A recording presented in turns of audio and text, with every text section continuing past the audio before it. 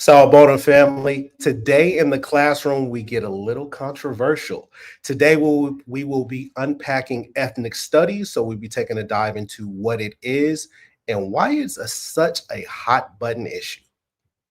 And we have two professors with us, Dr. Alison Tinti Yanko Cabales and Dr. Teresa Montano. They are joining us on the Critically Conscious Classroom, which is next.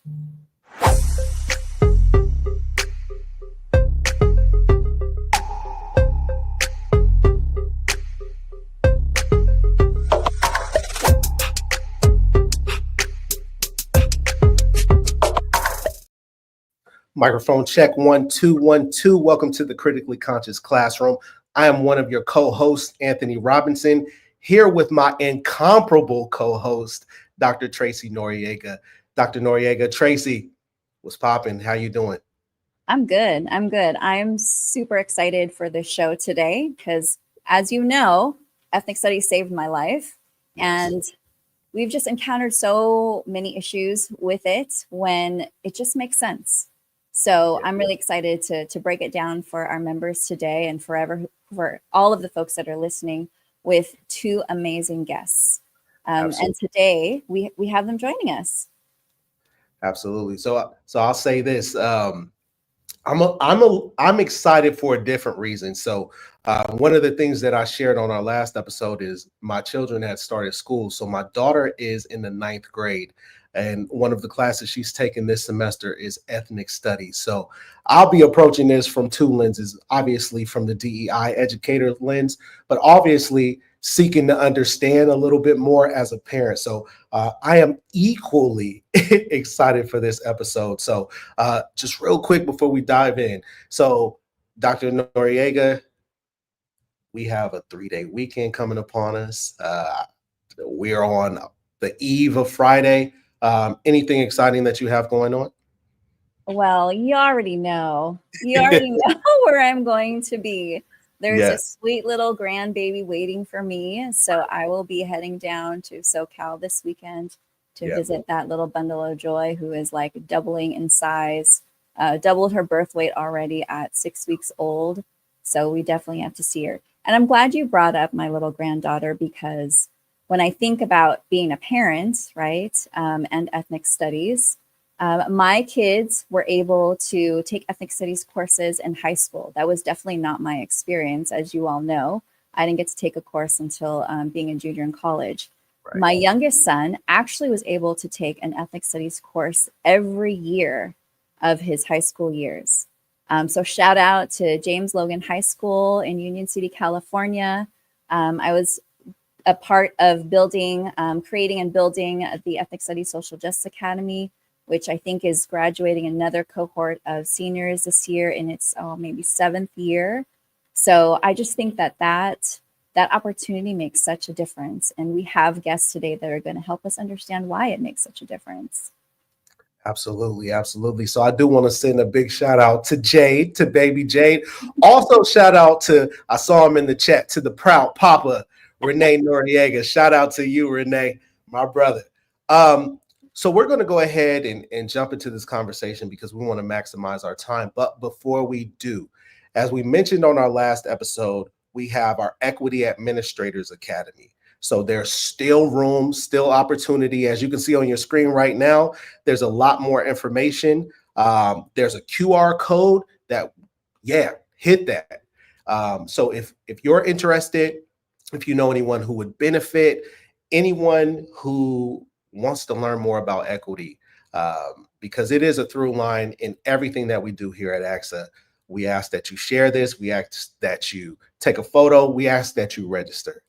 Again, our Equity Administrators Academy. More people. We want more people. We need more people because this work is often done on an island, and we want to change that as much as possible. So, but Tracie, I'm ready to move forward into this conversation. So oftentimes you'll mention that ethnic studies, and I don't want to steal your thunder, but I will a little bit, that ethnic studies changed your life. I'll speak to myself for a bit. So though I've never taught ethnic studies, as an English professor, a lot of my work has been ethnic studies focused in that I teach in higher ed level now at a few community colleges locally, and I teach it in part of a program called Emotion. And essentially, that program is designed for Black and African American students. So we examine the English language through the lens of Black and African American authors. So I know in that way it's changed my life, right? As a professor, as an educator, exploring texts that I read. But I'm more interested in unpacking for you, Tracie. How did ethnic studies actually change your life? It saved my life, Anthony. I mean, I would like to have a private conversation with folks about how it literally saved my life, but I'll say this. Having moved from a place where everybody looked like me to a place where no one looked like me in the 7th grade, from Guam to Sacramento specifically, I went through this serious identity crisis. I wasn't really sure who I was, what the definition of American really meant. Living on Guam, folks that were American were mostly European Americans or white. And, you come to the United States and I'm not sure because nobody knew what Filipino was. Back in the early 80s, I was called Oriental. My mom was told not to speak Filipino to us because she supposedly didn't have a really bad accent. So, ma'am, don't speak to your kids in Filipino so they won't have accents either. That's what my mom was told when she enrolled us in school. My last name, which is Tagamolila, was shortened to Tag, not by choice, but by teachers who said that they couldn't pronounce it. So it wasn't until I was a junior in college that I enrolled in an Asian American Studies class, actually put in an Asian American Studies class by my counselor, Dr. Harold Marai.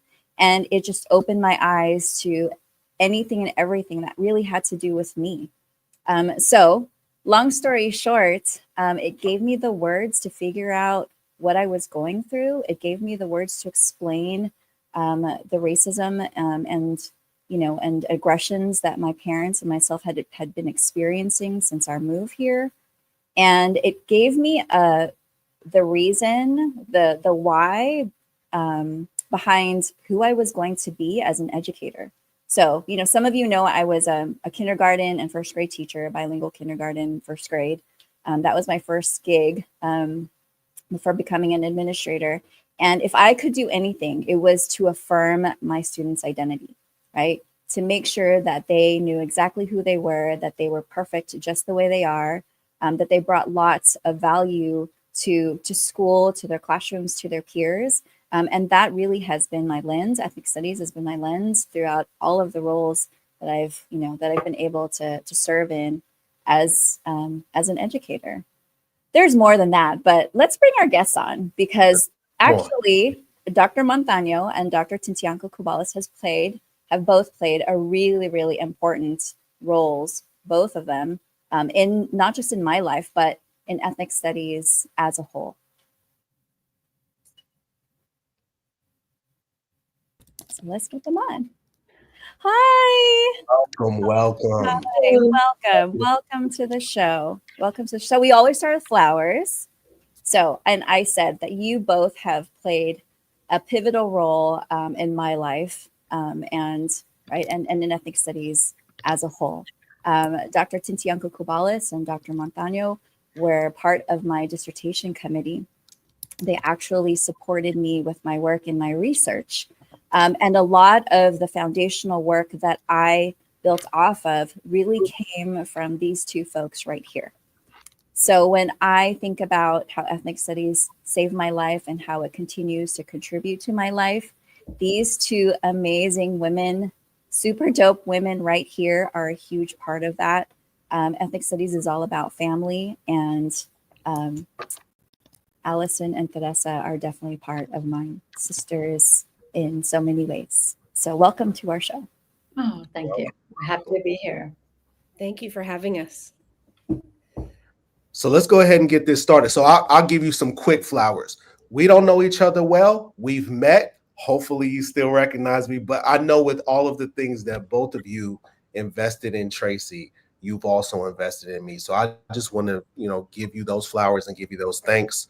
But I want to jump into this conversation. So let's start here. What is the purpose of ethnic studies? Why? Why ethnic studies?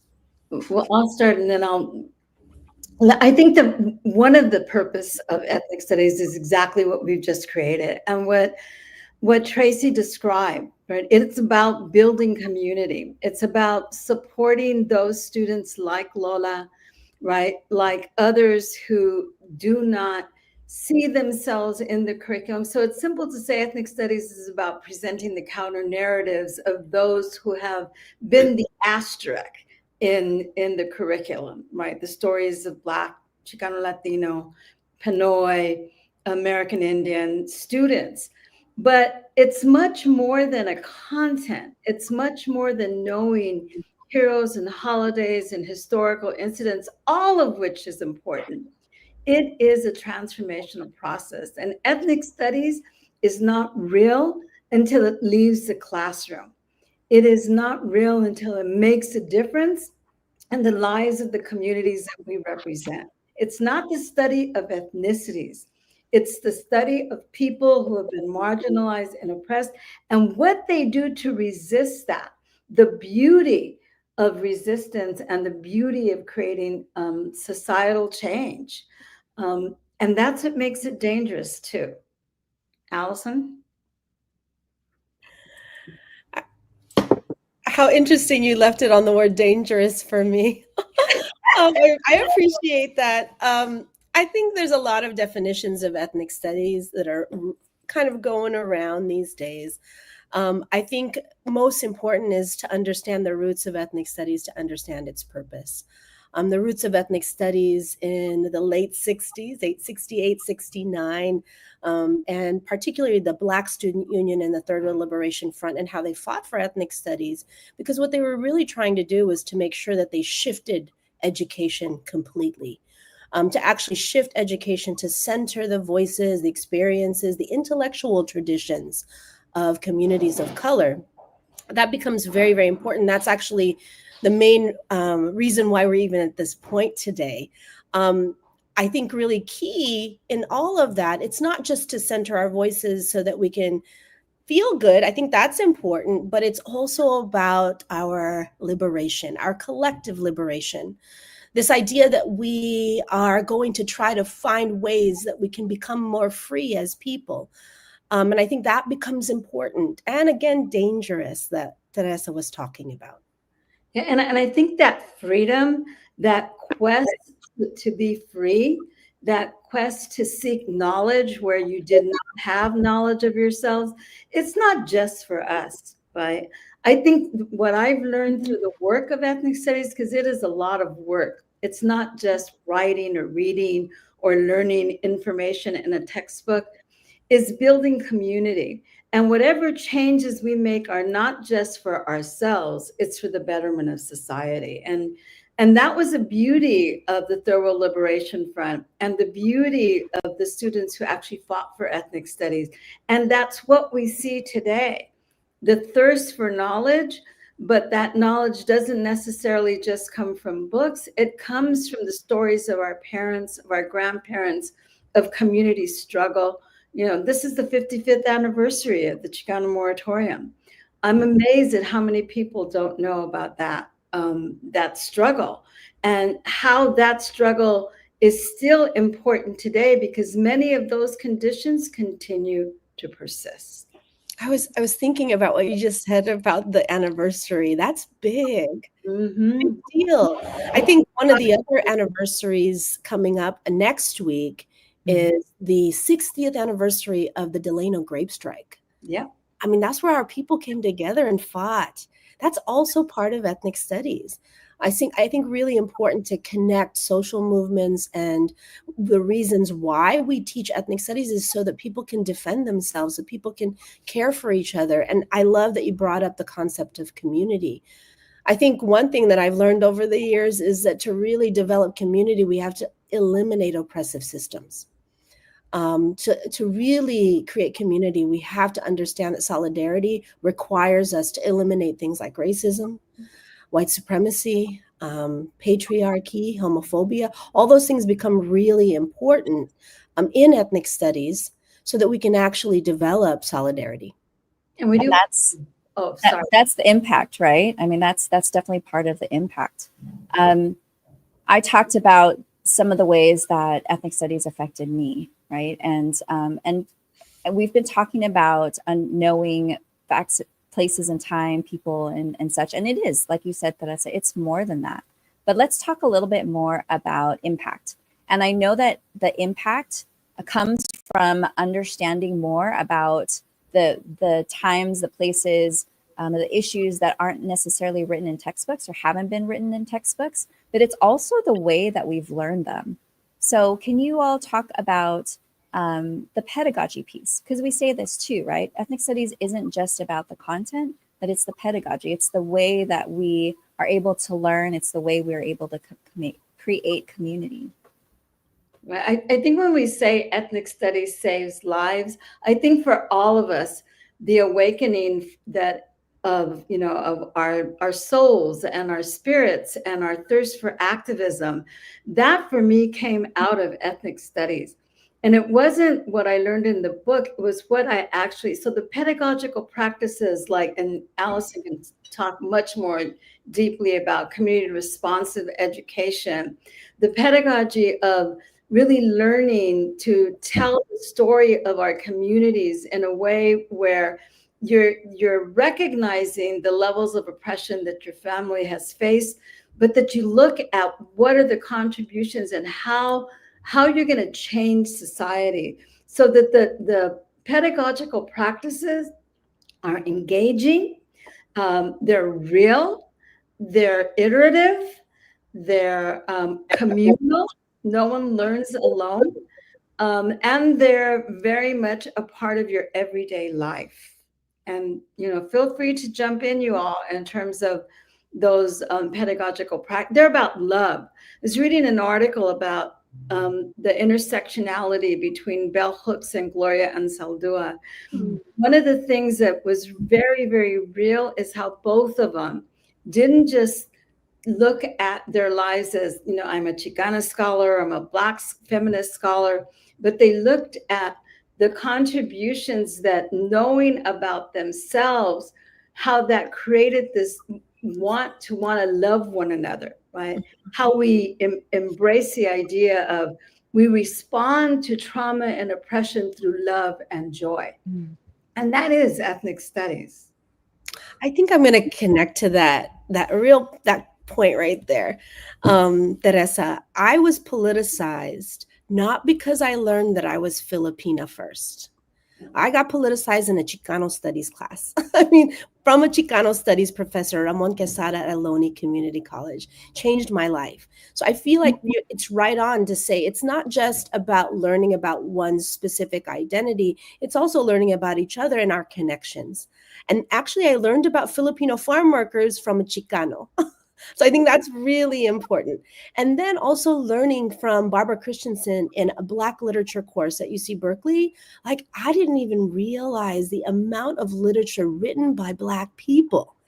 Because all we read, I didn't really read that much in school, but what was being read was white folks. And I think this is really important to connect to Anthony. Like when you said earlier, well, I'm not really in ethnic studies, I didn't teach ethnic studies, but you taught an English class. Actually, I want to point out that if it wasn't for ethnic studies in the late 60s, you wouldn't even have been able to teach those pieces of literature in an English class. So I think really important to make those connections that ethnic studies doesn't just impact ethnic studies classes.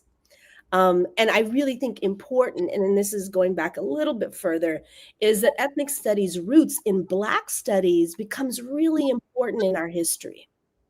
Okay. It becomes really important in understanding how we shaped ethnic studies over the last 60 years, right? So I just want to connect back to you, Anthony. I mean, I don't know if you have something to say with regards to that, but I think what you did was ethnic studies. No, I have. I agree with you. So let me start there. I agree with you. But I think that what happened to me and what has happened to a lot of people is they try to separate the two, right? So there was a lot that was done to say, hey, Anthony, this is not an ethnic studies class. This is a college compositions class. Or in any of the other things that I did in K-12, no, this is where you need to sit.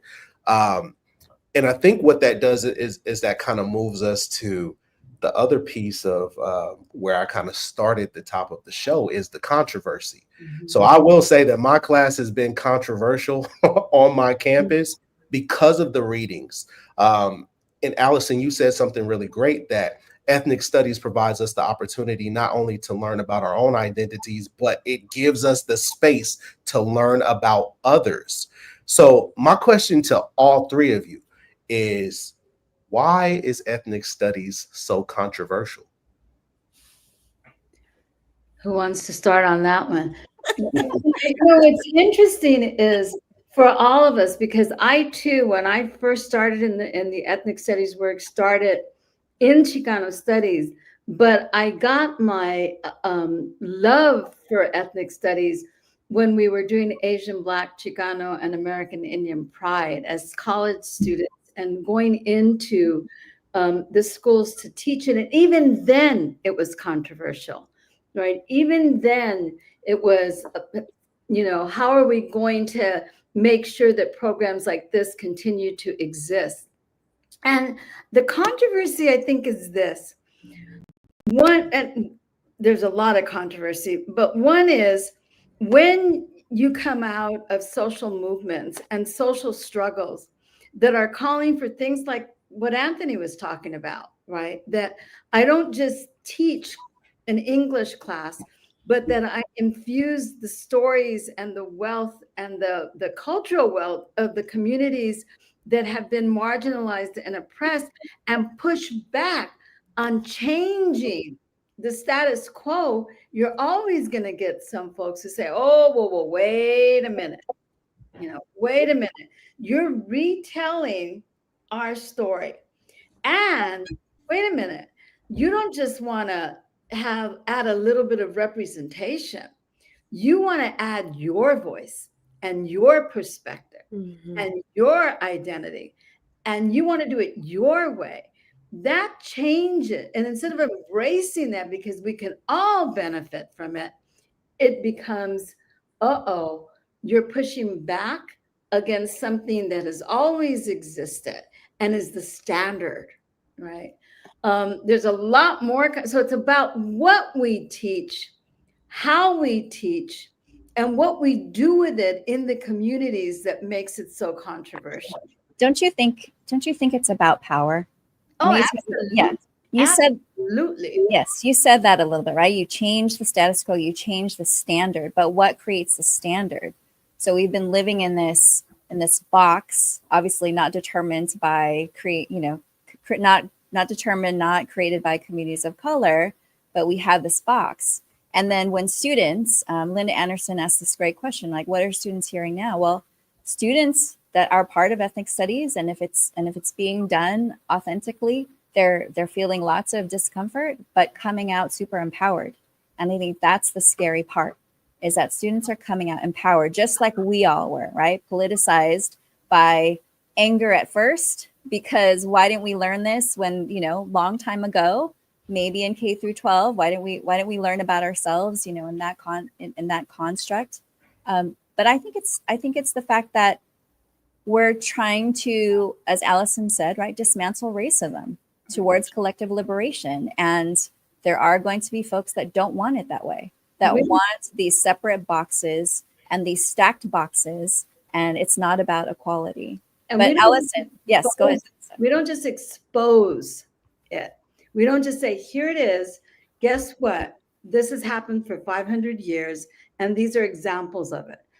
If we were just to talk about it or expose it as like little tidbits of information that we want students to know, that would be one thing.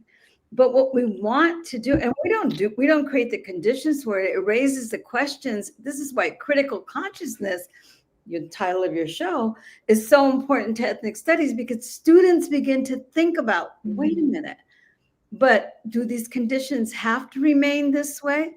Can I do something to change these conditions? Can I engage in not just exposing the power structure, but in dismantling it and changing it?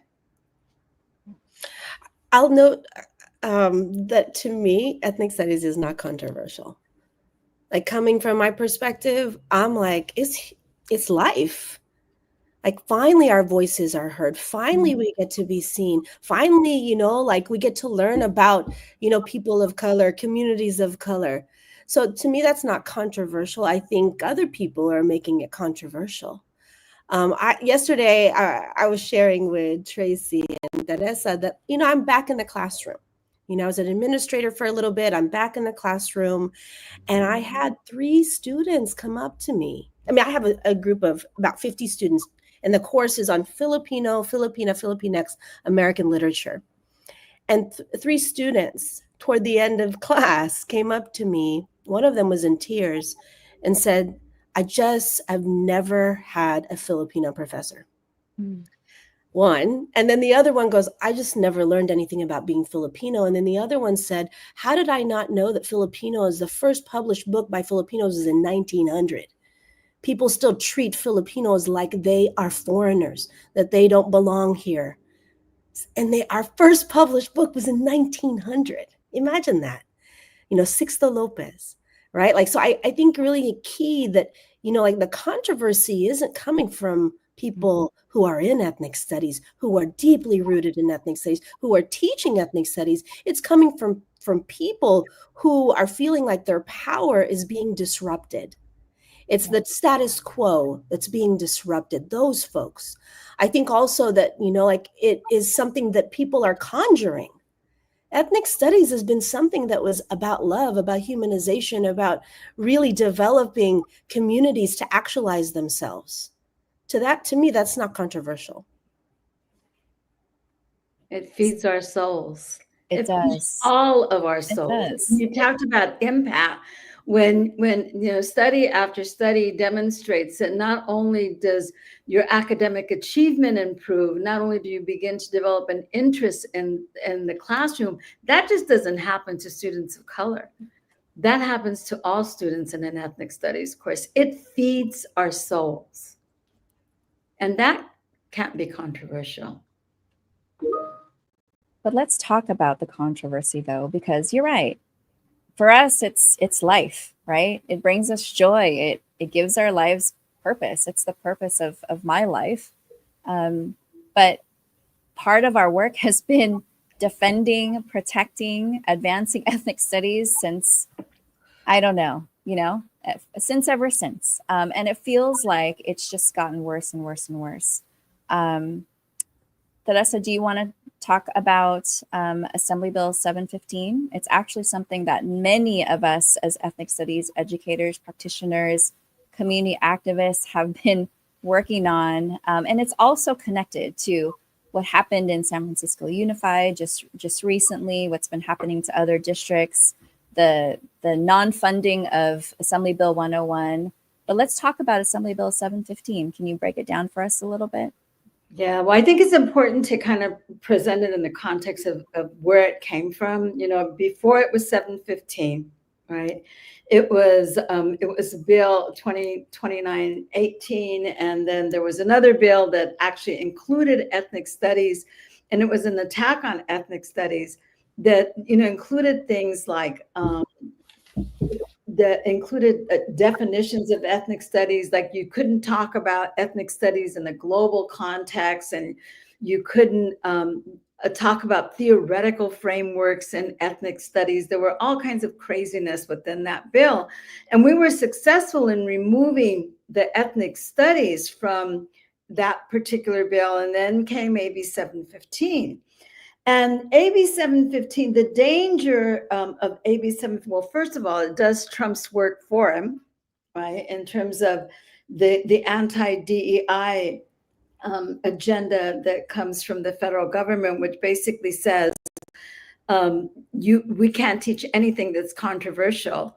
And secondly, that we have to censor academic freedom. We have to censor classroom teachers. And let's be honest, with AB 715 and the previous bill in 1468, the censorship was about the teaching of Palestine, right?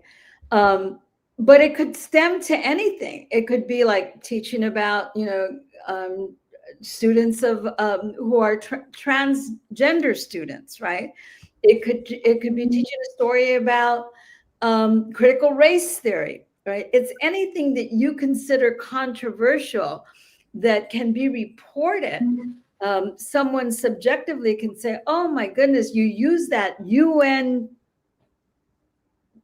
writing or reading to talk about what's happening in Israel and Palestine. That's anti-Semitic. I'm going to report you, right, classroom teacher, to the anti-Semitism coordinator in the state of California.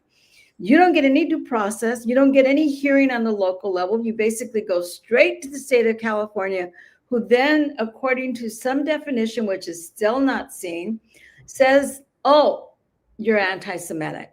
And we all know that even once you're proven that that is a falsehood, and that sits with you forever.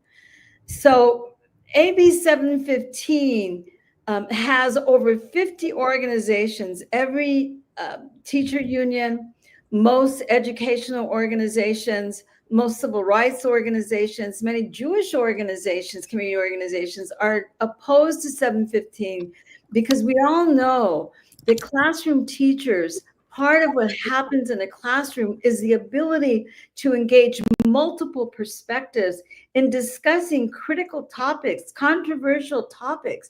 That's how we grow.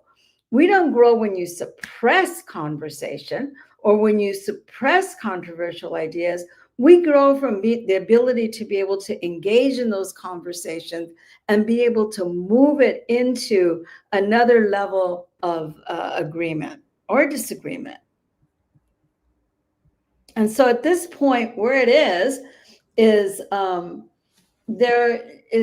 in the process of being revamped, right? There was a lot of controversy in the original bill. There was a lot of controversy in the bill when it was presented in the Senate.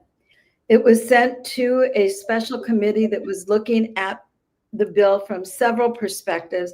The one thing that we all agree with is the need to address anti-Semitism. What we don't agree with is that you have to censor or that you have to suppress the discussion about what's going on in Palestine or talk about genocide or things like that.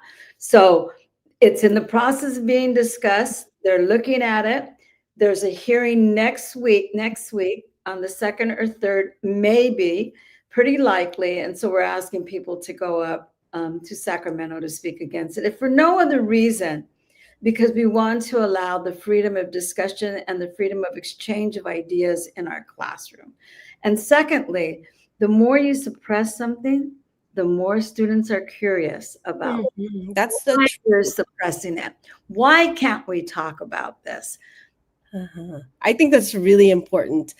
Just to kind of bring us back, to this call of action, this idea.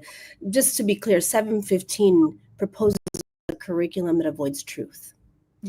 It minimizes systemic oppression and excludes our voices, specifically those of communities of color that are most impacted. We're calling on all of you to reject 715. And there might be other legislation that comes along after 715 that are trying to do the same thing. Reject those too. We want us to really be able to speak truth to power, show up at school board meetings, write legislators, mobilize communities. We really need to defend ethnic studies at this time. And we need to be vigilant about how we do that. We need to be present. We need educators, students, families, community members, administrators, really to stand up, to protect the integrity of ethnic studies. And we really need to educate people about what ethnic studies really is and its roots and why it exists and its purpose. And very, very most important, we need to support the teachers and the students who are taking ethnic studies and teaching ethnic studies right now. I think the other thing is that not only it wants to redefine what truth is. And that's the scary, that is what ethnic studies was about. Ethnic studies was about, here we were in classrooms as students of color, right, being told this is what the truth is, right? This is the truth about your people. This is the story of your people from the perspective of those outside of our community. What 715 is now saying is, and it actually says, teachers can only teach factually accurate information. Well, whose factually accurate information are we talking about? Right? Whose facts? What's accurate? That's exactly what we were struggling against when we began to develop our ethnic studies. We said, no, wait, these were your facts. These were your stories. Now I am uncovering the truth, the counter story to what you said my people did in this country and what you failed to acknowledge their contributions were. It's just a different group, right, that we're trying. And it's always those outside of the affected community that are trying to define what fact is. And the rest of us are saying, that's not fact. Here's the evidence that this is not fact. Absolutely. Well, we will drop the mic right there because that was a word in a perfect way to end. Allison, Dr. Montano, thank you so much for being with us today. It was as amazing as I thought it would be. We hope to have you back another time. So again, thank you for being with us. Thank you for all the amazing words. And for you all watching, you heard the call to action. We have to be visible and we have to be vigilant. Thank you both so much.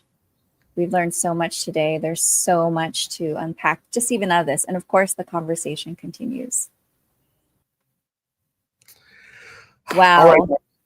That was an amazing show. I know. I have no words because that's what ethnic studies always does. That's what it does, right?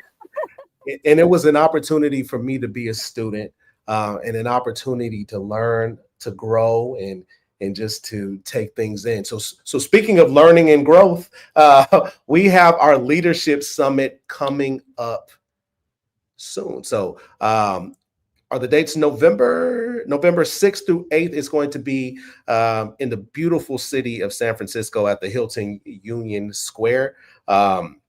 So if you haven't had the opportunity, please go ahead and register. So you'll see the registration information on this graphic that you're seeing now. Dr. Noriega, before we head out and say goodbye to everyone, any last thoughts or anything that you want to share before we close us out? Just remember that ethnic studies is about love. It's about humanization, right? And as Dr. Tintiangco Kubala said, it's not controversial. It's just life for many of us. So if you want to know more about it, we're here for you. Yes. Ethnic Studies is about love, and we love you all. We love that you're watching this show, and we love to bring these conversations to you. We will see you all in 2 weeks. In the meantime, peace. Peace.